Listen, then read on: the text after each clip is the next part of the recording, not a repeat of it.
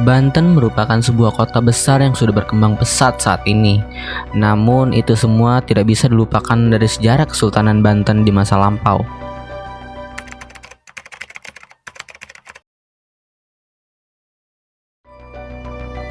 Jadi memang Banten ini ketika dia sudah bergelarkan Kesultanan Banten, maka itu puncaknya atau berhentinya masa kejayaan Hindu-Buddha atau runtuhnya kerajaan-kerajaan Hindu-Buddha yang dulu ada di Banten. Menurut sejarah, jauh sebelum Islam masuk, peradaban di Banten sudah ada sejak zaman Megalitikum, hingga ditemukannya sebuah penemuan di Lebak Cibeduk. Kita pungkiri bahwa ada pengaruh dari budaya luar yaitu India yang membawa agama Hindu dan Buddha ke daerah Banten ini. Nah, dulu ada namanya Kerajaan Banten Girang. Kerajaan Banten Girang itu masih di bawah Kerajaan Pajajaran yang berada di wilayah Banten. Nah, waktu itu dipimpin oleh namanya Raja Pucuk Umun. Ketika sudah di masa-masa akhir Pucuk Umun, maka ada serangan dari Sultan Fathahilah dan Sunan Gunung Jati. Tetapi dua raja itu tidak memimpin Banten, dan Banten dipimpin oleh anaknya, yaitu Sultan Maulana Hasanuddin. Nah, ketika serangan dari Raja Fathahilah dan Sunan Gunung Jati, maka Banten berhasil direbut dari tangan Pucuk Umun dan mendominasikan agama Islam, penyebaran agama Islam di Banten. Ketika itulah baru terbentuk Kesultanan Banten, yang tadinya jadi raja atau Kerajaan Banten Girang, Kerajaan Pucuk Umun, berubah menjadi Kesultanan Banten. Sejak saat itu, semua pola administrasi, letak geografis, juga pusat pemerintahan dari yang tadinya di Banten Girang dipindahkan ke Banten Lama. Yang saat itu sektor pertanian yang paling unggul berubah menjadi sektor kelautan, hingga menjadikan perdagangan menjadi poros utama perekonomian saat itu. Nah, itu semua disusun strateginya oleh Sunan Gunung Jati. Nah, makanya pas di Banten Lama itu ada namanya Surosoan. Makanya Sultan Maulana Hasanuddin itu juga disebut Sultan Surosoan karena tinggalnya di Surosoan di Banten Lama. Dari situlah tahun 1525 itu Sultan Banten sudah berdiri di Banten. Untuk kerajaan Hindu-Buddha atau Pucuk Umun itu dari abad 10 sampai abad 16. Udah abad 16 sampai abad 19 itu Kesultanan Banten. Jadi di tahun 1500-an, tahun 1525, Sultan Maulana Hasanuddin sudah menduduki Banten sebagai Kesultanan Banten.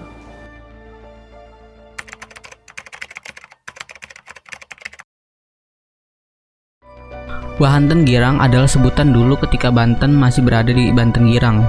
Selain Wahanten berubah menjadi Banten, itu berasal dari kata-kata orang Belanda. Sebenarnya penyebutan istilah Court Banten atau Diamond Banten sudah tidak dipakai lagi dalam berita-berita Belanda, ataupun berita-berita tersebut sudah berubah menjadi Banten Lama. Banten Lama itu sendiri sebenarnya sudah terkenal sejak zaman penjajahan Belanda. Pertama kali masuki Banten itu kan negara Portugis pada tahun 1600.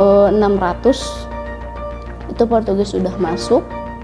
Lalu ketika Portugis masuk, itu jadi perdagangan orang-orang Eropa tuh mereka memang juga melakukan persaingan juga ya. Jadi antara Portugis, Inggris, dan Belanda. Jadi mereka saling-saling merebut bagaimana bisa memasuki poros perdagangan. Karena ketika itu Banten juga merupakan satu pelabuhan yang sangat penting di Asia. Jadi waktu dulu itu ada namanya Pelabuhan Malaka dan Pelabuhan Sunda Kelapa. Sampai akhirnya perdagangan itu akhirnya memblokade masyarakat Muslim atau umat Muslim untuk berdagang di Selat Malaka. Akhirnya mereka berpindah ke Selat Sunda.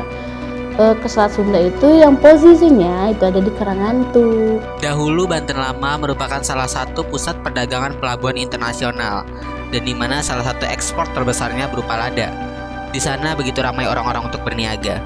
Salah satunya yaitu Persatuan Perdagangan dari Eropa, yang biasa dikenal dengan nama VOC. Di masa-masa itu juga selain Sultan Maulana Hasanuddin lalu merubah semua konsep pemerintahan, lalu perdagangan dan semuanya. karena benar-benar merubah yang tadinya di kerajaan Pajajaran ya di daerah Jawa Barat itu berubah menjadi kehancuran kerajaan Hindu-Buddha menjadi berubah kerajaan atau kesultanan keislaman. Itu ada Demak waktu itu yang masih eksistensinya benar-benar lagi naik daun kan. Demak menjadi kerajaan Islam terbesar dan pertama di Nusantara. Lalu ada kerajaan Cirebon, lanjut lagi di kerajaan Banten. Jadi Demak, Cirebon, Banten tuh sangat berkaitan karena memang dari awalnya itu Islam itu sampai masuk ke Banten tuh karena kekuasaan dua ini, Demak dan Cirebon. Ketika Sultan Maulana Hasanuddin sudah berdiri dan dia menjadi Sultan Banten atau Raja Banten ketika itu pertama kali, lalu kan punya keturunan atau putra mahkota. Nah itu selanjutnya ada Sultan Yusuf, Maulana Yusuf. Nah itu Sultan kedua. Jadi di masa itu tuh kalau di dalam sejarah itu kalau Sultan Maulana Hasanuddin tuh masih memperkuat eksistensi Banten. Nah kalau udah masuk ke Maulana Yusuf, nah itu yang benar-benar sudah membenahi segala seluruh untuk kokoh gitu. Ya seperti Keraton Kaibun diperbaiki, ditambah lagi ornamen-ornamennya, lalu mendirikan masjid, mendirikan ini. Jadi benar-benar kalau di masa Maulana Yusuf itu sudah mengolah kota gitu, mengolah negaranya gitu, wilayahnya. Maulana Yusuf itu sudah membuat aturan untuk orang-orang Bugis di sini rumahnya. Jadi sudah ada kompleks di situ. Selanjutnya itu namanya Sultan Maulana Muhammad. Nah, Sultan Maulana Muhammad pun punya peran di berbagai masa ya. Kalau Sultan Maulana Muhammad ini sampai dia itu kan ada sampai eksistensinya itu memperluas wilayah kekuasaan Sultan Banten itu sampai ke Palembang, Sumatera Selatan. Nah, itu terkenal di situ Sultan Maulana Muhammad itu jasanya. Tapi beliau meninggal muda, waktu muda 25 tahun. Sebenarnya penggelaran sultan itu ada di sultan yang keempat. Kalau yang pertama Maulana Hasanuddin, yang kedua Maulana Yusuf, yang ketiga Maulana Muhammad, yang keempat baru Sultan Abdul Mufakkir. Jadi sebenarnya gelar sultan itu baru dinobatkan itu di sultan yang keempat. Di sultan yang kedua, ketiga itu masih Maulana. Jadi Maulana itu artinya tuan. Penggelaran ketika dia berangkat haji, lalu di kerajaan Arab memberikan gelar, namanya Maulana. Tapi kalau udah Sultan Abdul Mufakkir itu baru dinobatkan kata-kata sultan itu sudah masuk, Sultan Abdul Mufakkir. Di abad 17 hingga 18, Portugis, Belanda, dan negara Eropa lainnya sudah mulai menyerang Nusantara.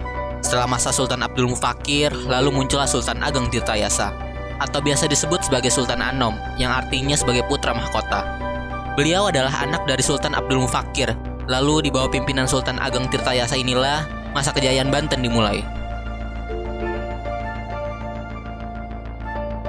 Kenapa?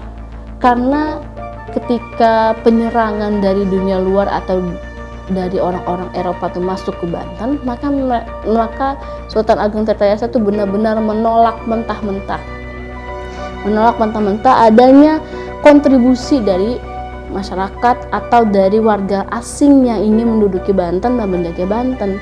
Dan di situ juga benar-benar sudah, ya kalian bisa bayangkan dari yang Sultan Maulana Hasanuddin masih mulai merintis lah ya. Lalu Sultan Maulana Muhammad mulai menyempurnakan dari segi arsitektur, dari segi membangun atau menata kota. Nah itu Maulana Yusuf.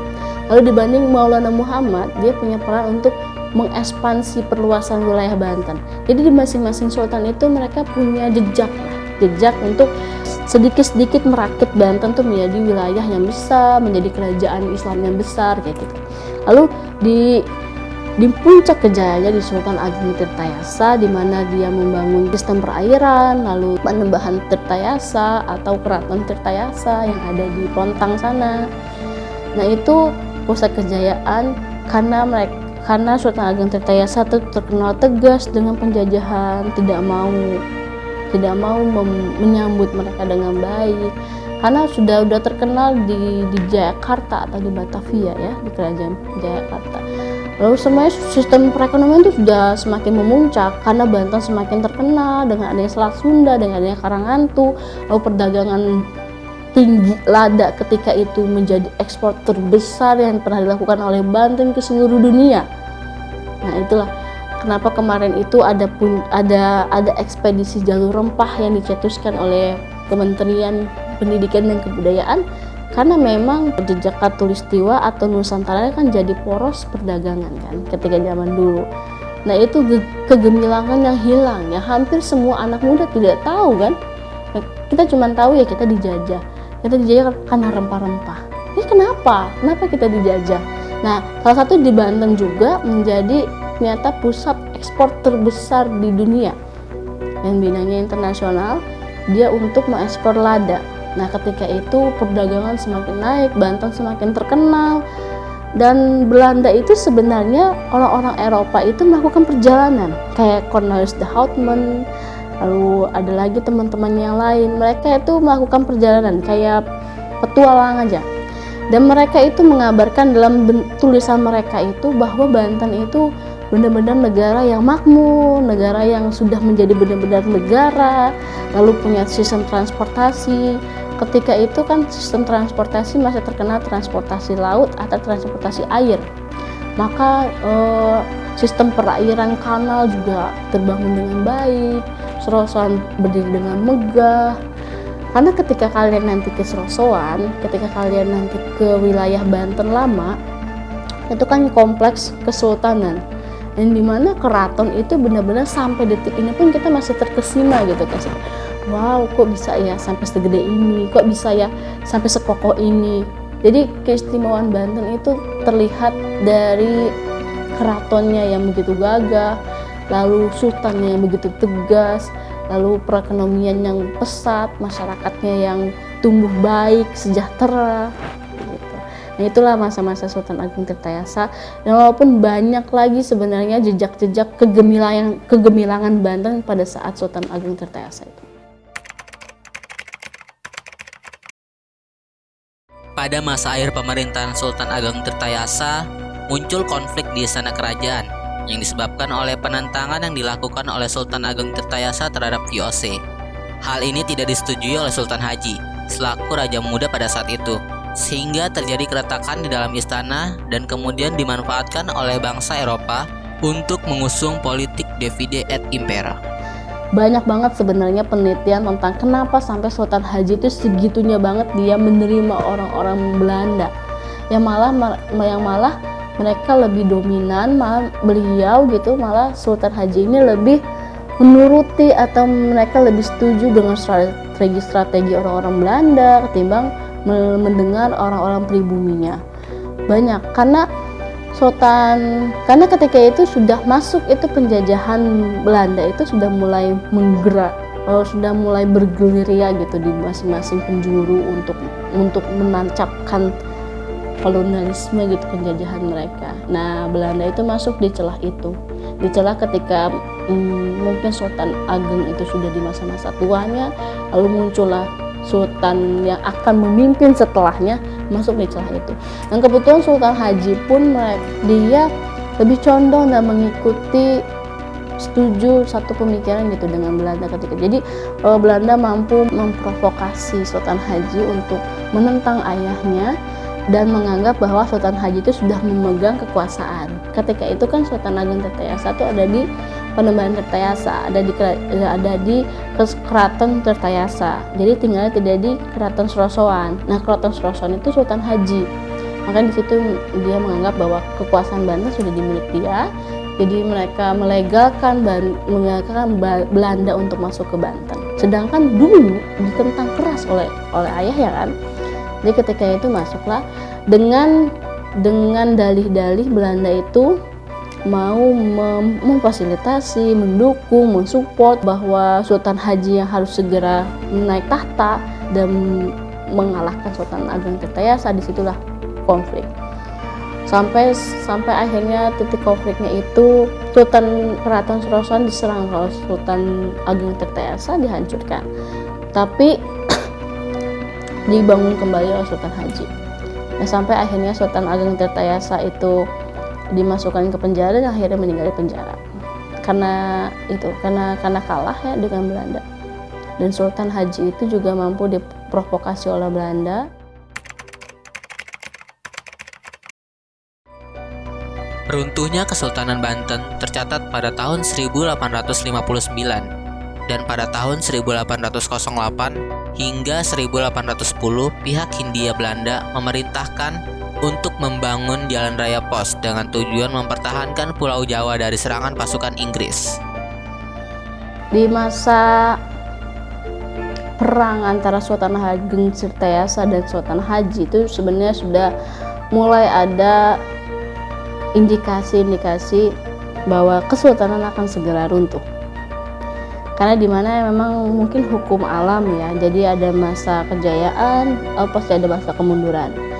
Nah, dengan adanya perang antara Sultan Ageng Tirtayasa dan Sultan Haji itu merupakan cambukan gitu ke Kesultanan Banten bahwa sebegitu kerasnya penjajahan orang-orang Eropa tuh untuk menghancurkan kesultanan, agar kesultanan hancur dan mereka yang berkuasa di situ kan. Dan jadi akhirnya ketika itulah masa kemunduran. Kenapa bisa dibilang kemunduran? Karena semua sistem administrasi dan kekuasaan itu dipimpin atau diatur oleh kolonial, orang-orang Belanda. Dan di mana sultan itu menjadi bawahan Belanda. Dan peraturan segala sesuatu yang menguntungkan orang-orang Belanda ketimbang orang-orang pribumi. Makanya itu sudah masa-masa kemunduran. Ketika suatu negeri yang merdeka lalu mereka dijajah, itu kan sudah hancur lah gitu kan masa kemerdekaan mereka. Nah, ketika itu juga sama seperti di Banten pada abad 19 tahun 1803 itu Banten atau Dendles itu mulai ada di Jayakarta. Nah, ketika itu sudah diatur semua sistem administrasi dan sultan lagi bukan menjadi kedudukan tertinggi untuk penguasa, yang akhirnya mereka di bawah pemerintahan Belanda. Ya, jadi sultan-sultan ini bekerja harus taat, patuh terhadap peraturan-peraturan yang sudah dibuat oleh pemerintahan Belanda. Yang di akhir-akhir itu sebenarnya ada kehancuran lagi yang dahsyat ya gitu ketika Sultan Safyuddin ketika itu Dendles itu sudah membuat peraturan untuk membuat jalan antara Anyer sampai Panarukan, kerja Rodi atau Romusa. Pembuatan jalan itu yang membuat hancurnya Serosoan, karena waktu tahun 1813 Dendles menghancurkan Serosoan karena beberapa warga Banten itu diminta oleh Dendles untuk mengirimkan 1000 jiwa. 1000 jiwa, bayangkan 1000 jiwa yang dipilih untuk Romusa atau kerja Rodi membuat jalan. Ketika itu ditentang habis oleh Sultan Safyuddin. Lalu ada utusan dari pemerintahan Belanda namanya Karel Dupuy. Nah, itu juga dipenggal langsung oleh masyarakat Banten dan dikirim kepalanya itu ke pemerintahan Hindia Belanda yang waktu itu sedang ada di Batavia ya. Di Batavia memang sudah menjadi pusat pemerintahan Hindia Belanda. Dikirim ke sana saat hari itu juga Keraton Serosoan itu dihancurkan. Benar-benar dihancurkan dan tidak dipakai lagi. Makanya itu ada Keraton Kaibon yang menggantikannya dari pusat pemerintahannya. Situlah puncak-puncak keruntuhan Banten yang akhirnya Banten tidak lagi dikuasakan oleh sultan. Mereka semua adalah istilahnya keresidenan. Jadi Banten itu dipilih oleh pemerintahan Belanda, diatur dan bukan menjadi kekuasaan tertinggi di Banten. Masa itu sudah hancur sebenarnya Kesultanan Banten. Sampai-sampai di akhir 1890-an itu Banten tidak lagi berada di Banten lama. Sudah dipindahkan pusat pemerintahnya ke Serang. Dan itu sudah bukan lagi Sultan Banten, tapi Residen Banten. Nah, ketika tahun itu, karena Banten merupakan salah satu wilayah yang waktu itu masih dijajah oleh Hindia Belanda atau pemerintahan Belanda, lalu di Eropa itu sudah digantikan bisa terpukul sama kerajaan Inggris. Waktu itu Thomas Raffles menduduki Banten atau Batavia, menjadi pemimpin dari Inggris yang menggantikan kedudukan Belanda. Nah, dari situ juga lah tercuat bahwa pemerintahan itu sudah diganti lagi sistemnya, jadi keresidenan. Nah, itu sebenarnya konsep itu sudah dibawa oleh orang-orang Eropa, bahkan sampai detik ini ya. Nah, kita kenal dengan nama bupati, kita kenal dengan nama gubernur. Nah, itu sebenarnya sistem pemerintahan Eropa zaman dulu yang diterapkan di Banten. Termasuk juga di Banten ketika tahun 1811. Nah, itu sudah digantikan sebenarnya. Keresidenan Banten itu, Banten menjadi wilayah satu di wilayah Provinsi Jawa Barat itu pada tahun 1974. Jadi sudah masa kolonial ini, sudah hancur masa Kesultanan Banten. Terakhir kali itu adalah Sultan Safyuddin. Karena ketika Sultan Safyuddin sudah tidak lagi menjadi raja yang terpilih selanjutnya adalah pemilihan, bukan lagi terhadap putra mahkota. Karena memang mereka itu punya misi ya, datang ke Asia ini gitu, ke Nusantara, termasuk juga untuk menduduki wilayah Nusantara yang akhirnya di bawah semua pemerintahan dia. Lalu ada pemerintahan lagi di daerah itu yang namanya sudah dijajah, mereka sudah jadi pemerintahan kedua di bawah pemerintahan Belanda. Jadi Banten menjadi empat keresidenan. Ada Banten Lor, ada Banten Kulon, ada Banten Tengah, dan ada Banten Timur. Nah, itu sudah menjadi 4 itu. Banten menjadi suatu residen di Pulau Jawa ini, dan pada tahun 1946 Belanda terpukul mundur, akhirnya Indonesia merdeka. Nah, Indonesia merdeka itu Banten masuk ke dalam wilayah 1 Provinsi Jawa Barat. Nah, ini sudah di masa-masa akhir. Sudah Banten bukan lagi menjadi Kesultanan Banten, bukan lagi menjadi Kerajaan Banten, menjadi satu wilayah di dalam naungan Provinsi Jawa Barat, yaitu Banten. Nah, jadi Banten itu kan dulu emang Provinsi Jawa Barat, tapi Banten masih terkenal dengan nama Banten. Tapi segala sistem administrasi kenegaraan mereka jatuhnya ke Provinsi Banten. Nah, ada istilah provinsi, keresidenan, gubernur dan segala macam itu kan dari orang-orang Eropa yang diterapkan ke Nusantara. Banten kan ketika itu juga tidak langsung mereka menjadi adem ayem ya ketika mereka sudah merdeka Indonesia. Banyak sebenarnya peristiwa-peristiwa sejarah itu kayak pemberontakan GG Cilegon tahun 1883, lalu Gunung Krakatau meletus. Jadi sebenarnya banyak banget tragedi atau kejadian-kejadian peristiwa di masa lalu yang menjadi satu ikon sejarah di Banten. Sebelum mengalami keruntuhan, Kerajaan Banten banyak meninggalkan peninggalan-peninggalan bersejarah yang patut untuk kita jaga. Akan tetapi, banyak peninggalan tersebut yang sudah dihancurkan oleh pemerintah kolonial. Peninggalan yang sekarang kita bisa lihat di Banten lama sebenarnya banyak, karena itu kompleks sultan ya. Kompleks eksklusif sebenarnya zaman dulu itu. Masyarakat Banten itu bukan masyarakat Banten, sebuah peradaban manusia. Pasti mereka punya satu pemimpinnya. Dan Banten lama itu merupakan area eksklusif kesultanan atau area eksklusif kekuasaan penguasa. Makanya di situ ada Banten, ada Surosoan sebagai keraton unggul atau keraton sentral.